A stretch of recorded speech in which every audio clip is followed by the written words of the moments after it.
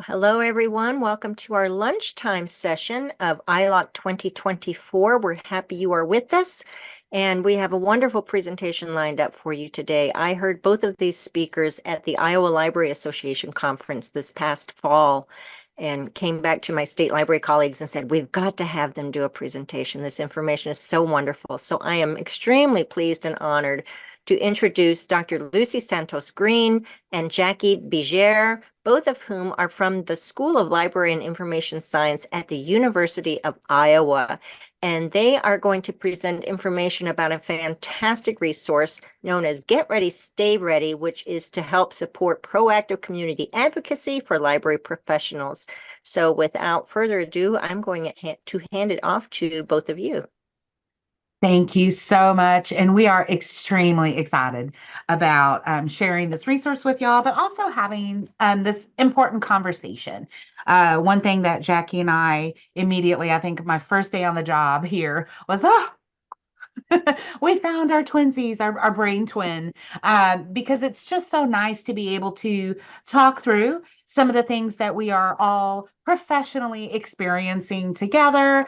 And it's nice and assuring to have that space to just connect.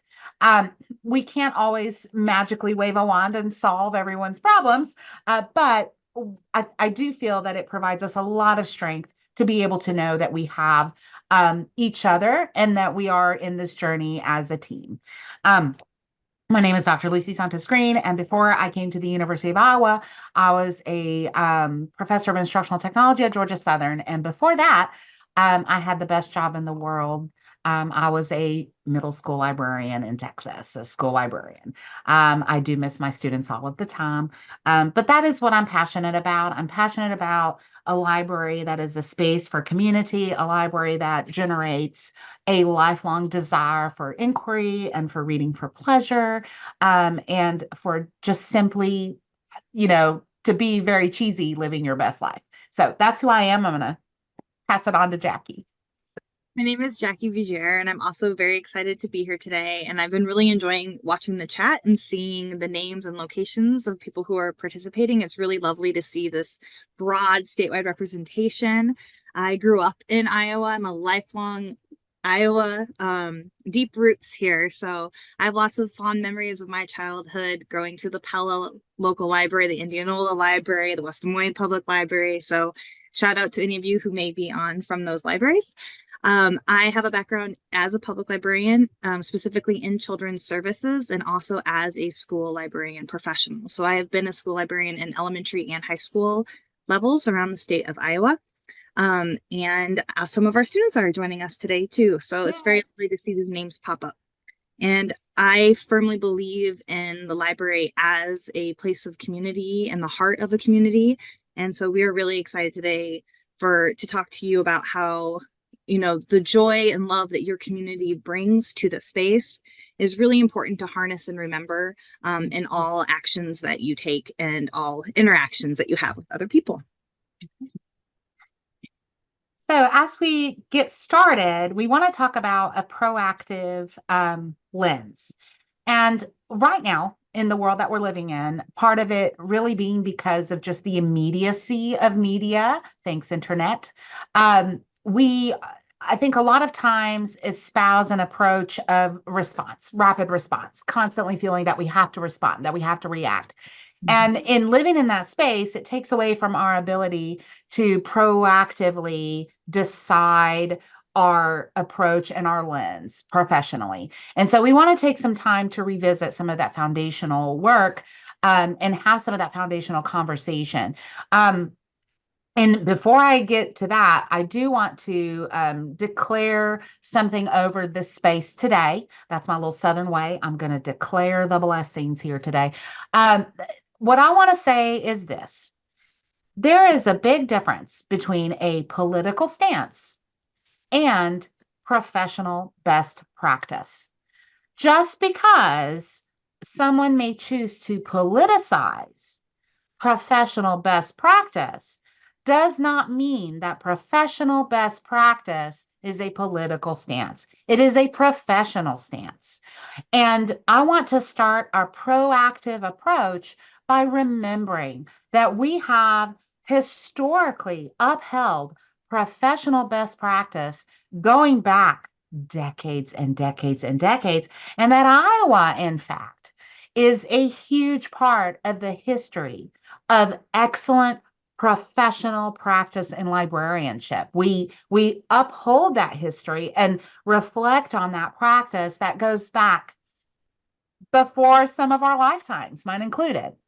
And so, removing ourselves right now from that rapid response mode, I want to invite you to join me, not in a political maneuvering or tippy tip, but in a conversation and a reflection of our historical professional best practice. What have we done for 20, 30, 40 years that we have done well? And how can we adjust those things to continue to serve our communities, to welcome all to the table, and to espouse that Iowan value, right? That deep Iowan historical value of the library as a space to amplify the strength of its community, whether it be the community of your school students, whether it be the town that you are living in, whether it be a geographical space, whatever that may be. That the library is espousing one thing over another is not true. What we espouse is the best professional practice that amplifies the gifts, the strengths, the opportunities, the talents that our community brings to the table. And so I invite you to join us in this space, again, of reflective best practice. And in doing so, I want to kick off the conversation with a reminder of frontline advocacy.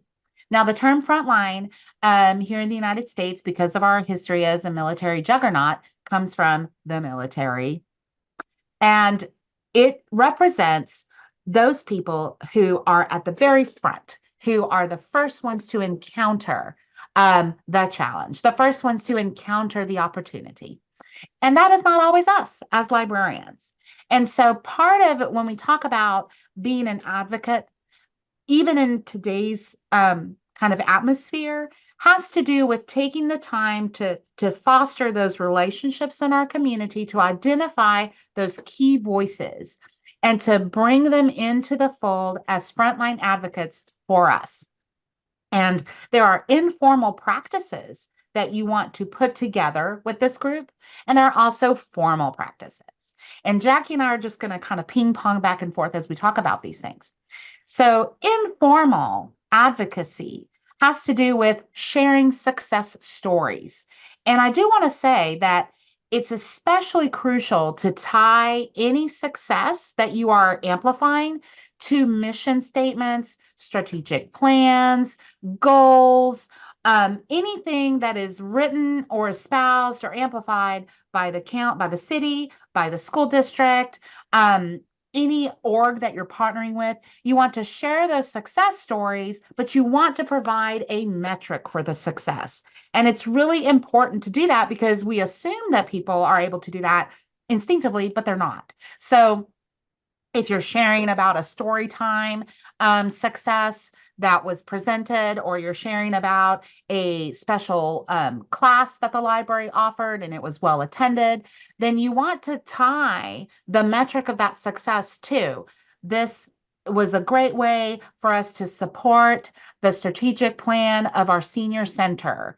They want to push our seniors to be more actively involved in this particular aspect of the community, and the library is proud to partner with that center in supporting this effort. Or this story time aligns with our school system's priorities. They want to increase the literacy level of our third graders, and we were able to support that effort by adjusting our story time to be attractive to that age group, and we saw a high attendance, blah, blah, blah. So anytime you're sharing those success stories, always tying it to those community goals, those community desires and efforts and dreams is extremely important. So that would be a way to kind of align with those metrics.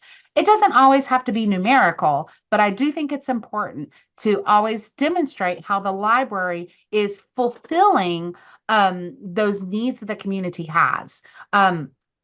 elevator speeches. The ALA website actually offers a really good tutorial on developing an elevator speech. Elevator speeches are super 35-second quick spot ways for you to have a stance on something about the library, to promote a library practice, to clarify a library policy or process. And it's important that when you put together your frontline advocacy team, that y'all agree on the script of the elevator speech. You want that to be just marinating all over your community. And it's an important way to demystify our practice. And so you want to make those elevator speeches short, but you want them to be clear, and you want them to be made up of accessible language that is understandable by people who don't work in libraries. Okay. And back up to support on that as well with the demystifying. So much of the advocacy work that we will be doing as librarians is explaining what it is we do as librarians. And so sometimes people have an assumption of how your day is spent, and they're not realizing that the time and things that you're doing have a direct outcome on the community that you're in. And so it is really important to discuss these things, talk about these things. A story time is never just a story time. And I think it's very easy for people to minimize the importance of that. And so really thinking about, as Lucy mentioned, how can you wrap that into your community's goals, but then also having your administrative supporting all of those goals as well. So just to pop over on the formal for a second there, with the administrative support, it's really important as a team to make goals for yourself, to have your board of trustees involved in those goals, to pull in community advocates as part of those goals as well. Because every time that you can say you're supporting the senior center's goals and the school district's goals, you're showing that you are a team. You are a team with your entire community. And that helps a lot with the tie-ins to all of the things that are happening in your community. Absolutely. And so to build on what Jackie was saying, these personal interactions, this is one way that I want to encourage everybody in this room today. And there are 172 of us. Everybody in this room today, identify one person in your social circle, one person who you believe is an impactful person. They carry a charisma, or they have a amount of influence in your town, or they have an amount of influence in their particular social circle. Identify that one person in your life. And again, a lot of times it isn't the boss. It isn't the mayor. Who is that person in your life that you know that has that influence? And then I want you to make it your goal over the next couple of months to bring that person to a place of enlightenment about what the library is, what the library does, what are the special professional practices of the library, and how do these translate into day-to-day tasks and efforts and goals and accomplishments. I want you to make it your mission to recruit this person to be an advocate for libraries in general. So you're going to be educating them on this. And if 172 people, or 175 now, do this, then we are almost up to 500 people advocating for libraries. And then if those 500 people pick one person, we're at 1,000. And before you know it, we are looking like a pretty 401k. So pick a person. Those personal interactions are extremely important, and we need to take the time to do this, to invest in bringing people outside of what I love to call librarianese. All right, so when you are talking about your practices, when you are planning your approaches in the library, we really minimize the mundane and the day-to-day. And guys, that is where our magic is. It's in the mundane. It's in the day-to-day. When you are labeling and describing, label and describe with all patron access in mind. Make it simple for them to see those connections.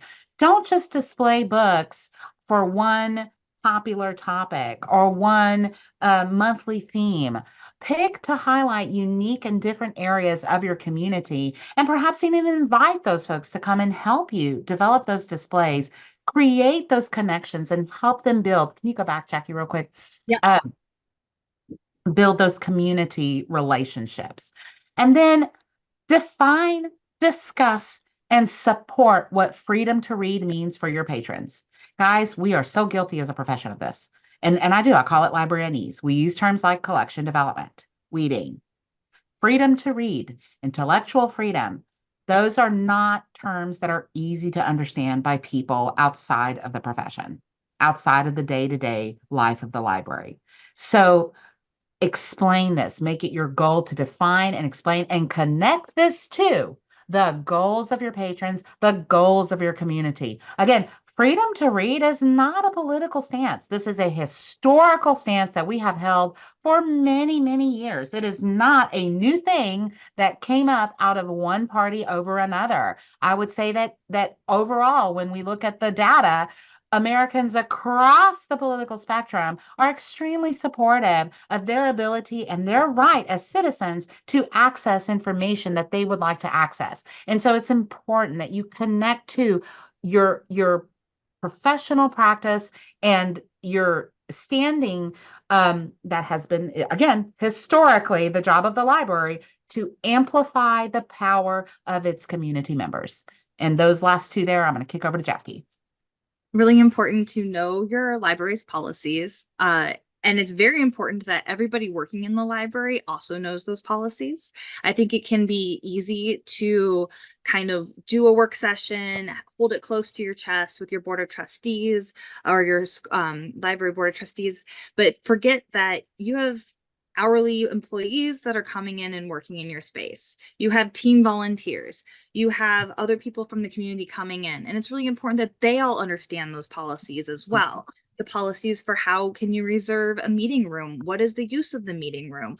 All of those things so that when people come in and are inquiring about using the library space, everybody's on the same board. And it's really important that you practice those conversations as well. And then keeping lines of communication open. Policies can change. Policies should be reviewed. Policies should be updated. And so it's really important too that you don't think of it as something that is, set in stone and never visited again. Make sure that those conversations happen and people can ask questions and you have a professional answer back as to why the policy is set as it is and what it is you are speaking to when you make that policy. And again, tying it to what is best for the community. So Yes. I want to go back to displays here because displays can be where we see a lot of immediate interaction and arguments sometimes. And one of the things that seems to happen is that displays, for whatever reason, sometimes will, well, I'm trying to think of a nice way to say this. We're all busy people. We are all overwhelmed, busy people, in many cases, significantly understaffed. And we count on prepackaged display ideas and guidance sometimes to put together these displays. But again, I want to encourage you to really work on investing in getting to know the unique characteristics of your community, to tie to the orgs in your community, to tie to the history of your community, and demonstrate because this is already the case, demonstrate to them how your collection reflects the unique needs and goals of that community. So absolutely think about how you can showcase the depth of your collection in ways that demonstrate that there is so much more there than whatever the latest little scrabble is.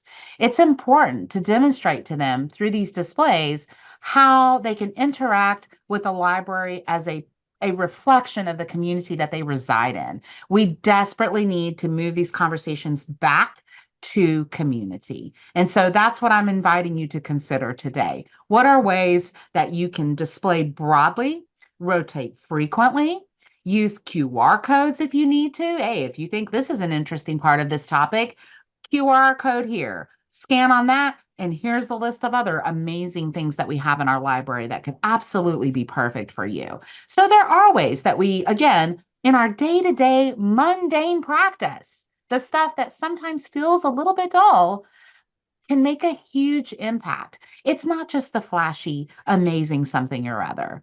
The best way that we can really advocate for our library spaces and our practices is in our day-to-day, is in reviewing those policies and procedures, being very open and transparent about what we're doing and why, explaining the history behind these things, explaining why we're bringing this to the table. Jackie. So when you are communicating and having tough or heightened conversations, which will likely happen in library spaces, it happens in a lot of public spaces, I encourage all of you to think back to any past trainings or life experiences that you may have had.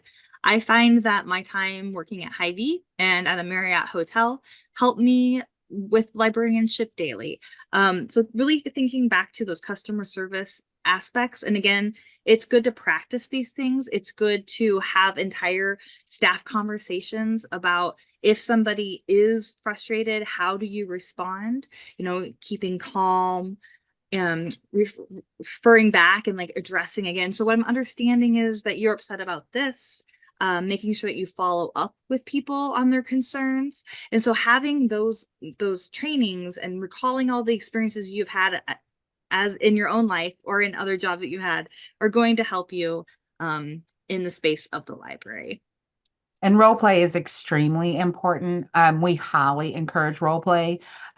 You have someone who is willing to play the part of the concerned patron, and y'all can practice back and forth how to respond. And again, it goes back to what we were talking about before with frontline advocacy. You want consistent messaging. You want everyone to be clearly aware and on board, because as many of us know, when someone walks into the library, whoever is working there, as far as they are concerned, is a librarian. And so it's important that that everyone be involved in those trainings and practice that role play, or know how to redirect the patron to who you think they need to be speaking to. That's also something to practice on the day-to-day.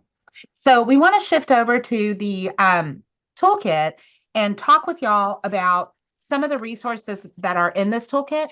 I also want to invite you, if you are in a public library system, in a school system, in an academic library, it really doesn't matter. If you are interested, starting this summer, we are going to be recruiting beta testers to test the training. We are developing, it's a grant-funded training called READCON, and it brings together crisis communication, community reconciliation and de-escalation, youth advocacy, media relations, all things that we don't exactly address in our MLIS training, don't exactly get trained on as librarians, but we partnered with also with family law.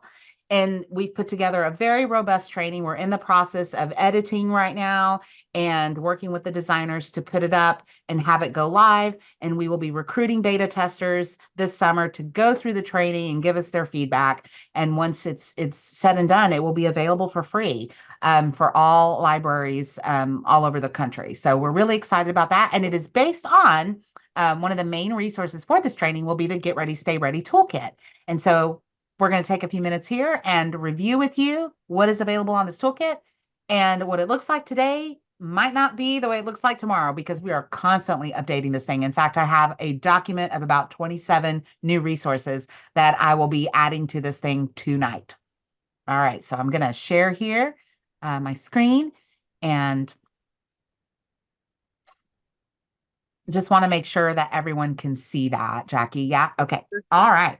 And our first question then, Lucy, is identifying resources for leading community action training.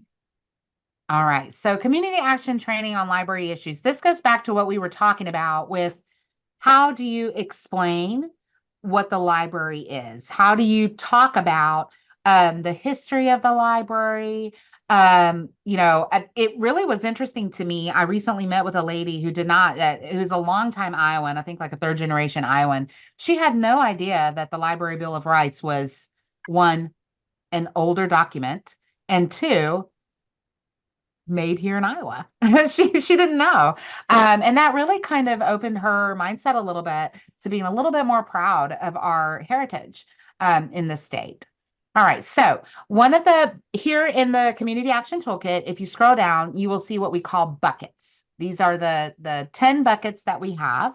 And one of them, by the way, is a mini grant application. We have yet to get an application that is has met the criteria. So if this is something your library is interested in pursuing, please take a look. But let me stop right here and go to trainings and short courses. Here we developed and curated. We have free trainings that are available online, and we describe what they are for you. So you can pull these and kind of grab from there to help explain things, to help address questions. Um, and it really is a great collection there at the top. And then there are some that we actually developed ourselves. One that we developed is the War of Words over Obscenity. And this is a really great way of exploring what the term obscenity actually means legally. It also how it can be used to chill speech. And this video is provided either as a long form video, or you can pull the little subsets, and it goes through kind of that history and how it's been used. And then further reading if that's something that you would like to do. And then it tells you who designed the course and what their background is. So this is a wonderful way for you to get a good sense, kind of an awareness of how things are used, both unofficially compared to how they're supposed to be used officially. Another one that we have that I love was developed by Sherry Neal, who is a former student of mine at the University of South Carolina. She is a family lawyer and also a school librarian. She's a dual career person, which I think is incredible. She developed this wonderful resource on library language for caregivers. This is a wonderful way to introduce people, again, to what the librarian does, who the librarian is. And it's also a great way to understand the difference between the different roles that we take on. What are different things that we do? What is the difference between the roles and the responsibilities of a school librarian versus a public librarian?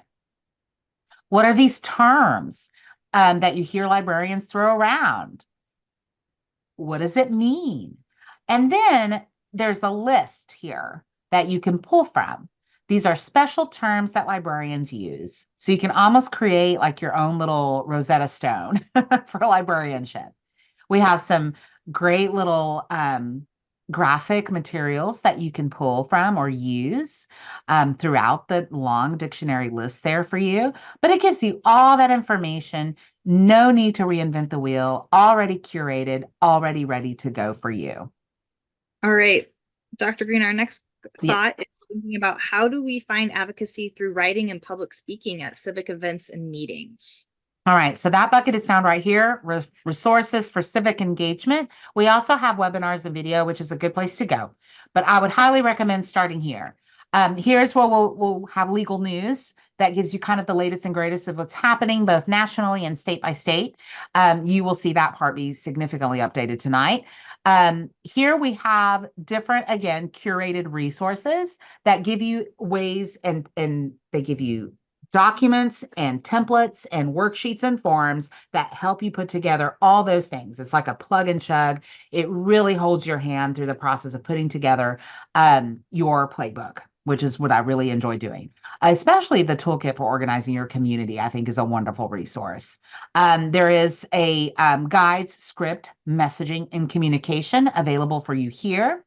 There is also the Hennis Communications, Crisis Communications newsletter with examples of how to push back on some of what might happen. And this is written from an industry standard, so it's very broad and can easily be applied to your setting.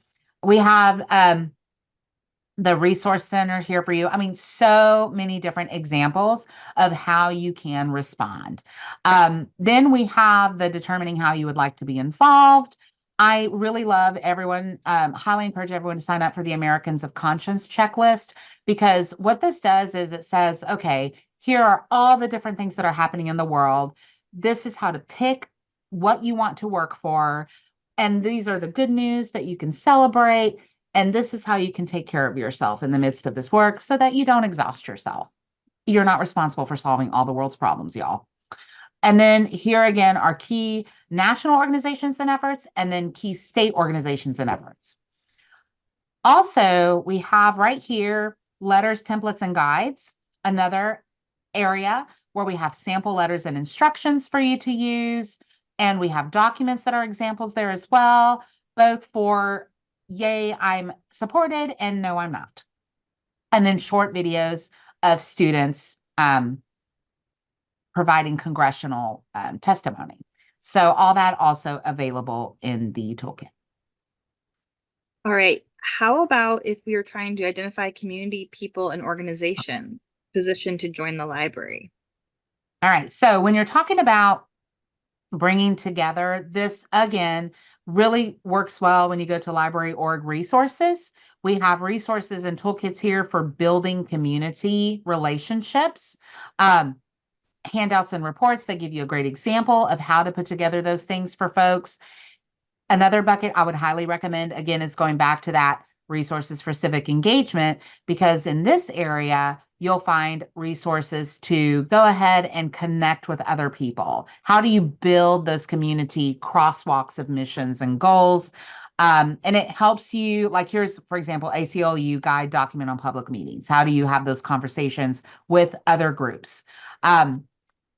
And then the other thing I wanted to show y'all is where we have media for sharing and advocacy.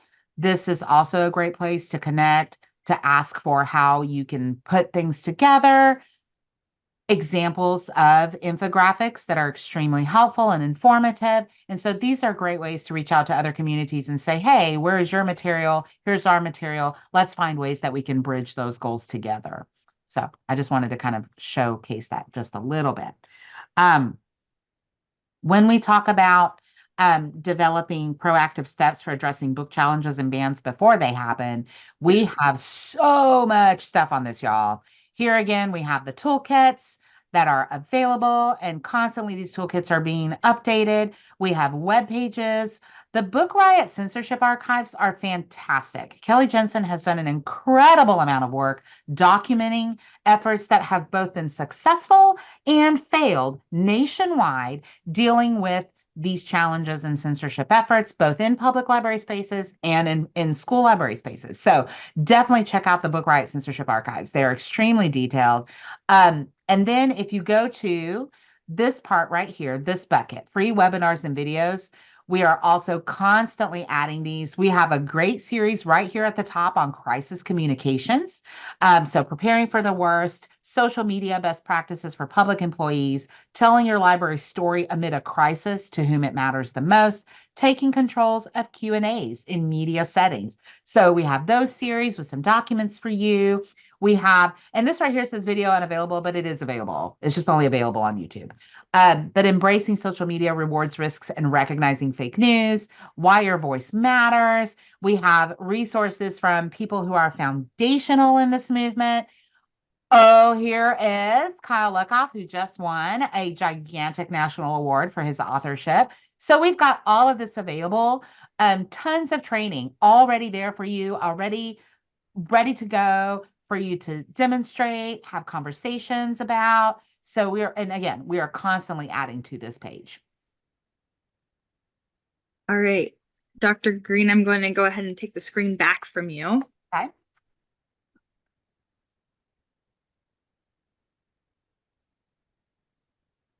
So we are almost close to our question and answer segment of our time. We really hope that everyone will look at this toolkit as your reference source. So knowing that that was a lot of amazing resources, and it can feel a little bit overwhelming, but it's also really exciting to think that there are things ready for you in whatever situation might occur. So it's really, this whole toolkit is being proactive. It is thinking about what might come into your community, what conversations might be happening, what you want to have as training for your library staff. And it's a really great way to kind of bring people together. And I can see, if I were in charge of training in a public library, I would definitely route my training around one of these resources in all of our different sessions. So we want you to remember too that courage doesn't always roar. Sometimes it's a little voice at the end of the day that says, I'll try again tomorrow.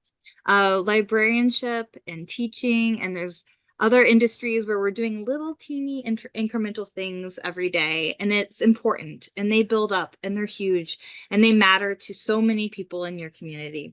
So it's important that we do have the courage to represent our profession and to represent what the library means to our communities. And we have a task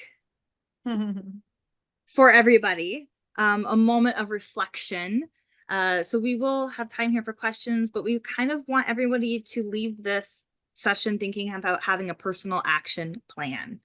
So taking a moment to open up an email to yourself or jot it down on a piece of paper or make yourself a note on your phone, however you like to keep track of your thinking, and to think about 3 takeaways or things that you learned during this presentation. If there are 2 questions you have after this presentation, and this may not be a question for Lucy and I, it may be a question that you have for your library director, or a question you have for your children's librarian, or a question you have for some other community member in your space. So thinking about a question that you might have, and one concrete thing that you can start to do tomorrow because of today. Because those small things really, really do add up. Dr. Green, do you have any other final words before we take the questions? I guess I just want to take a moment to share what I say every single time that I deliver any kind of presentation or speech.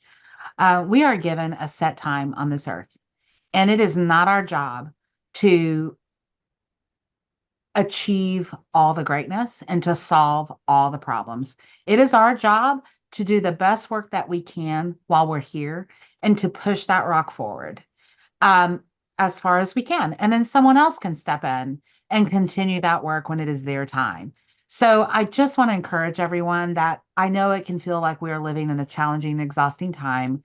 I think lots of generations of people probably thought that about their time period, but it's just important that we take the moment to appreciate the day-to-day contributions that we make by just getting out of bed in the morning and doing our best. So I just want to encourage you to focus on that, to focus on how you can push that rock forward while you're here, knowing that you will not finish the task.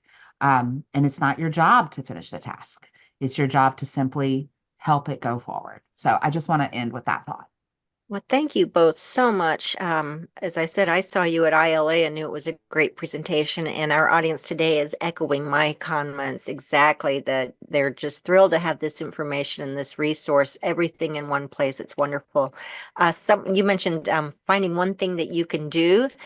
I saw someone post in the chat that this resource would be wonderful for board education, library board education. And I agree. I hope all of you here will make one thing that you're going to do is to present this information you gained today and to demonstrate this kit, this resource to your library board trustees. I think that would be wonderful to provide them with this information.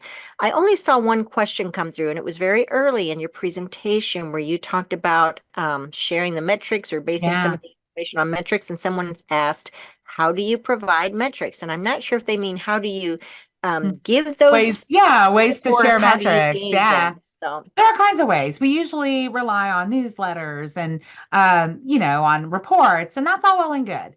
But I certainly think that, and this comes from, like Jackie was saying earlier, how do you tie your previous practice to present day practice? In my former life, before I became a school librarian, I was a music teacher. I taught middle and high school choir. And so I left one profession of massive advocacy for another profession of massive advocacy. And one thing that music teachers do really, really well is that we spend a lot of time tying music study to academic achievement. And so that's one thing that I did as a music teacher. And I did that by celebrating my students. As a music teacher, I would send out quick little notes. Congratulations to my student here who made an A in their math class. And that's kind of a silly example, but I'm tying it here because it's important that when you celebrate things, you don't just wait for the newsletter. Use your social media channels, use that Facebook page to celebrate other things that are happening in your community. And in any way, how the library has supported, if the library has supported that journey, the library needs to notate that support.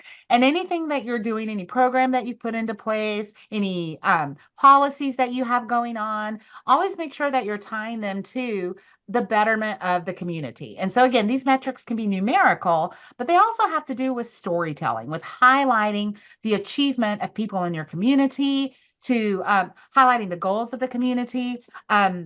I don't know if y'all know this, but one of Iowa as a state's biggest concerns that the state deals with is what they call a brain drain.